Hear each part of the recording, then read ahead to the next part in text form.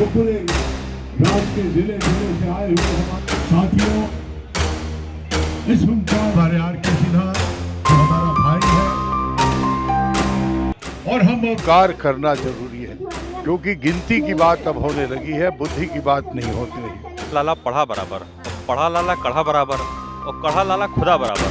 यही समस्या है हम लोग की। जिस दिन हम लोग जाग जाएंगे, अपने आप खुदा धरती पे जब आता है तभी बदलाव होता है। जब एक नादवी उठा नहीं सागर से, उठी अधीर धधक पौष की आग राम केसर से, तो ठीक उसी प्रकार से कायस्थ समाज के जो आवाज उठेगी, जो आग उठेगी, उससे बदलाव आएगा। हमें सहयोग कभी दिया नहीं, और अब हमने ये निर्णय लिया है हुंकार के साथ में हम वो फुफकार मारेंगे कि लोग मजबूर हो जाएंगे हमारा साथ देने के लिए। समाज जो है ना, वो प्योर राष्ट्रवादी मानसिकता का है। वो गलत को गलत बोलेगा, सही को सही बोलेगा, जो राजनीतिक पार्टियों को हजम नहीं होता है। नमस्कार, आप देख रहे हैं खबर प्याली। मैं हूं श्रुति श्रीवास्तव। कायस्थ समाज में हुंकार भरने के लिए एक बार फिर से सड़क पर है।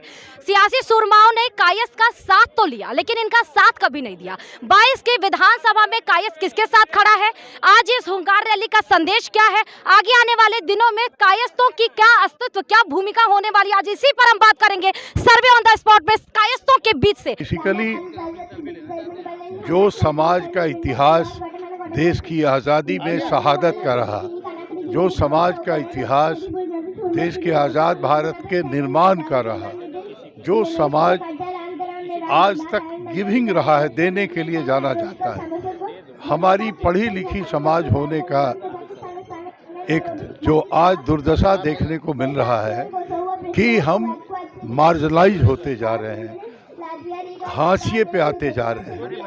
इसीलिए हुंकार करना जरूरी है, क्योंकि गिनती की बात अब होने लगी है, बुद्धि की बात नहीं होती रही। तो हम उत्तर प्रदेश में 66 ऐसे विधानसभाएं हैं जहां हम चुनाव जीत सकते हैं। अगर हम चुनाव जीत सकते हैं तो चुनाव हरा भी सकते हैं। तो इसलिए राजनीतिक हिस्सेदारी, सामाजिक हिस्सेदारी का मतलब यह है कि कभी राजे महाराजे जमींदार थे, आज आर्थिक रूप से हम पिछड़ गए हैं।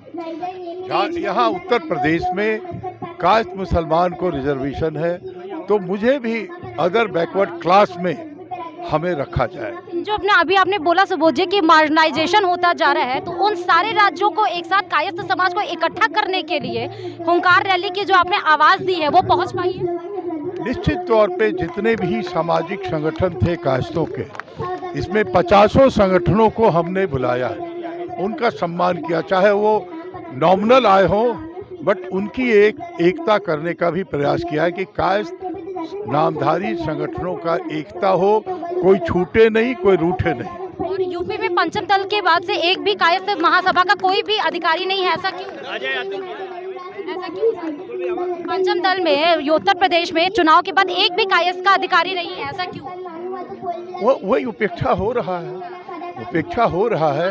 अभी तक कायस्थ तो दूसरे राजनीतिक पार्टियों को सपोर्ट करता है। क्या आज इस हुंकार रैली से आगे हम ये देख सकते हैं कि कायस्थ अपनी पार्टी भी स्टैंड कर सकते हैं? यहाँ के बाद जिलों में हुंकार होगा और वही फैसला होगा कि किसको जिताना है, किसको हराना। 22 के लिए इसी के लिए 22 के लिए नहीं। मेरा सवाल ये तो ठीक है, ये मेरा सवाल है कि कायस्थ दूसरे राजनीतिक पार्टियों का शिकार होता रहा, पार्टियां मदद लेती रही, लेकिन इन्होंने साथ कायस्थ का कभी नहीं दिया। तो आगे आने वाले दिनों में कायस्थ एक अपनी पार्टी खड़ा करेगा? अभी सभी राजनीतिक दलों से सामूहिक एक डेलीगेशन जाके मिलेगा, अपना हिस्सा मांगेगा, अपना डिमांड देगा, और उस पे जिनका जो राय होगा उसके आधार पे हम जिलों में हुंकार रैली करके उसको करें। श्रीवास्तव जौनपुर से। कहाँ से आए मनीष जी? अच्छा, जौनपुर से। इस आज हुंकार रैली का संदेश क्या गया है?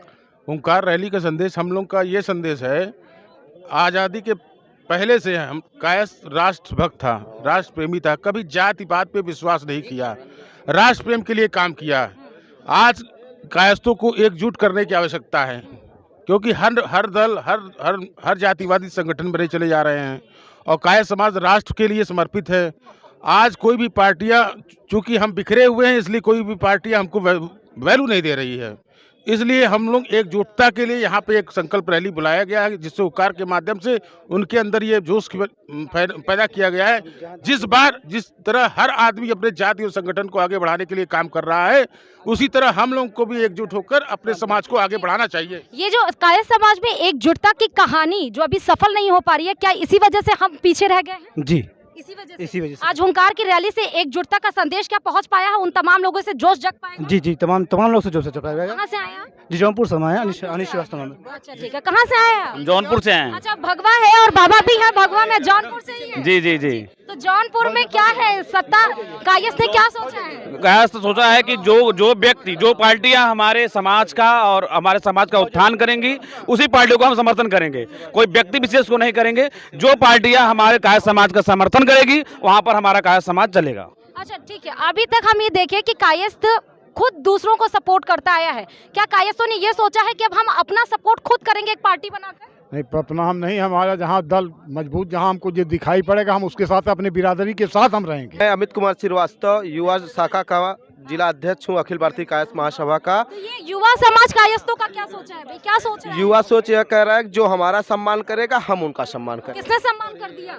अभी तो हमारी सम्मान, अभी तक अखिल भारतीय कायस्थ महासभा का सम्मान किसी भी दल ने नहीं किया। आगे जिस दल में अखिल भारतीय कायस्थ महासभा का सम्मान होगा, अखिल भारतीय कायस्थ महासभा उसके साथ खड़ी रहेगी। अच्छा ठीक है, और बहुत सारे हमारे साथ है। क्या नाम है आपका? मेरा विनय कुमार सक्सेना, मैं मैनपुरी से हूँ। अच्छा, मैनपुरी से। मैनपुरी में ये कायस्थ हुंकार रैली की आवाज पहुंची कि नहीं? बिल्कुल पहुँची है और बहुत जोर से पहुँचे हैं। हम लोग करीब 1 से 25 व्यक्ति यहाँ पर आए हुए हैं, और जो पार्टी हमको समाज का साथ देगी उसका हम साथ देंगे, और नहीं तो उसका हम विरोध करेंगे। अच्छा, अभी तक कांग्रेस और भाजपा और सपा तीनों सपोर्ट करते हैं, लेकिन 22 में मैनपुरी के कायस्थों ने क्या सोचा है?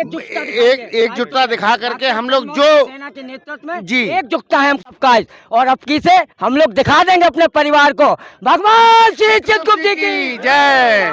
ये पढ़ी लिखी पार्टी, कलम समाज पार्टी, राजनीति में कैसे फंस गई भाई? बिल्कुल सही बोला मैडम। जैसे हम सब जानते हैं कि कायस्थ कलम का धनी रहा है और हम सरकार के अंदर रहे हैं।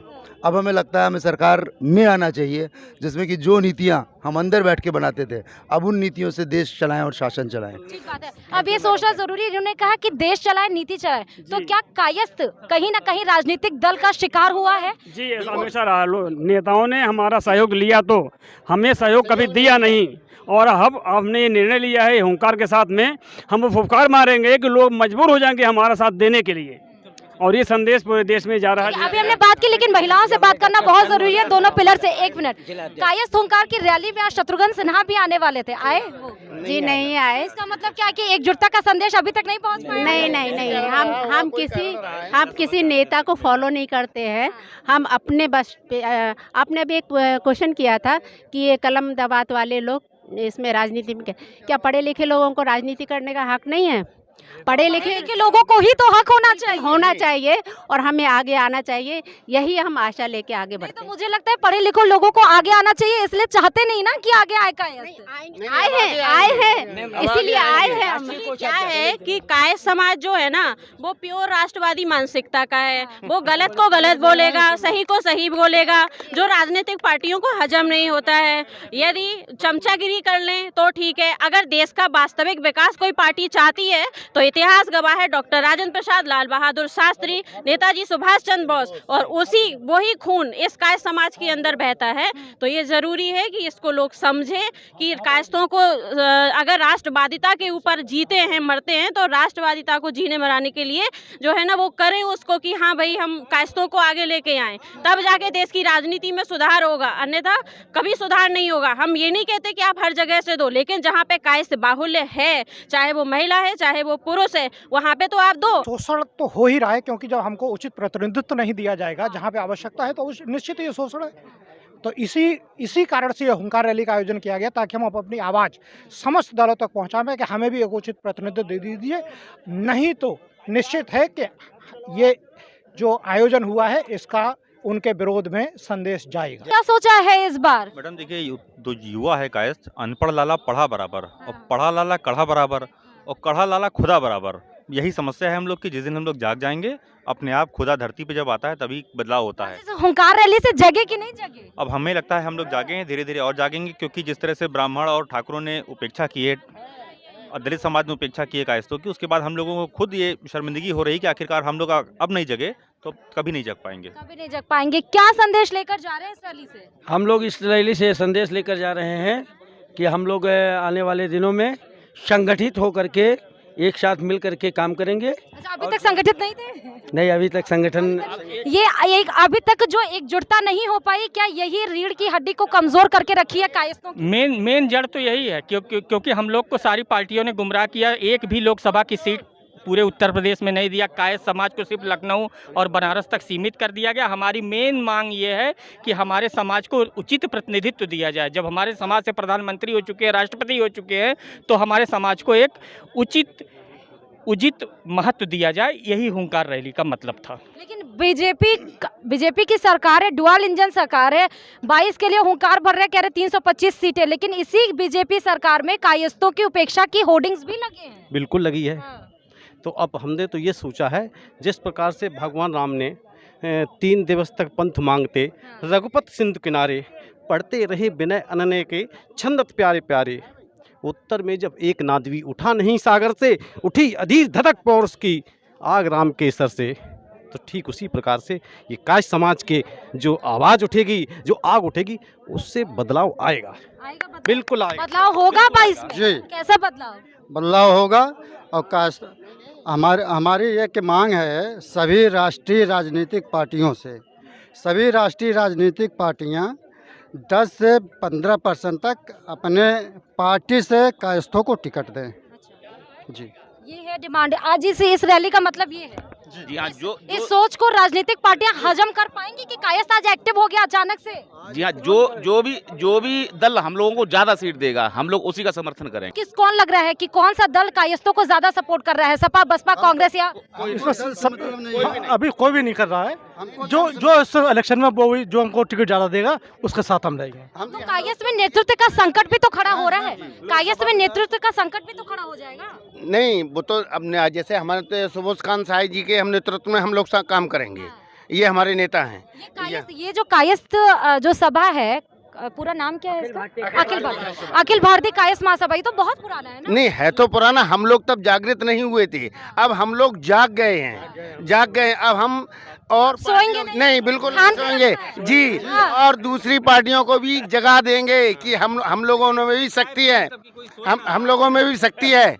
हम जिस तरफ झुक जाएंगे वो ही पार्टी जीतेगी। जो कायस्थ महासभा जो एकजुट हो गई है, हुंकार रैली भर रही है, सारी सियासी सुरमाओं को धूल चटाने में लगी हुई है। ऐसा तो नहीं कि 22 का इलेक्शन है, अलग अलग पार्टियां, अपना दल, पटेल समाज, राजभर समाज खड़ा हो रहा है, इसलिए कायस्थ समाज को भी याद आ गया कि हाँ, हमारा भी अधिकार है, हमें भी आंदोलन करना है अपने अधिकार। मुझे ये कहना है कि स्थानीय स्तर पे जो भी कायस्थ नेता प्रत्याशी बनकर के आएगा किसी भी राष्ट्रीय राजनीतिक पार्टी से, तो कायस्थ समाज उसी को मतदान करेगा, वो किसी भी राष्ट्रीय राजनीतिक पार्टी से हो। जी, अच्छा ठीक है। आपके एकजुटता का प्रतीक आज इससे होगा, क्योंकि मैं खुद भी एक कायस्थ हूँ। तो पहले आप मेरे चैनल को प्रदान करिए, तब मुझे पता चलेगा आप समाज को और अपने उसके लिए प्रदान कर रहे हैं। समर्थन देते हैं। खबर प्याली का हम लोग जोर समर्थन करते हैं। ज्यादा से ज्यादा शेयर सब्सक्राइब करें खबर प्याली को। तो आज कायस्थ समाज ने हुंकार भरी है 22 के लिए, और 22 के लिए ठान लिया कायस्थ समाज में कि हम उसी का साथ देंगे जो हमारे साथ कंधे से कंधा मिला के चलेगी। किसी और खबर के साथ आपके बीच हाजिर होंगे। देखते रहिए खबर प्याली। खबरों की ज्यादा जानकारी के लिए अपने पसंदीदा चैनल खबर प्याली को लाइक करें, शेयर करें और सब्सक्राइब करें।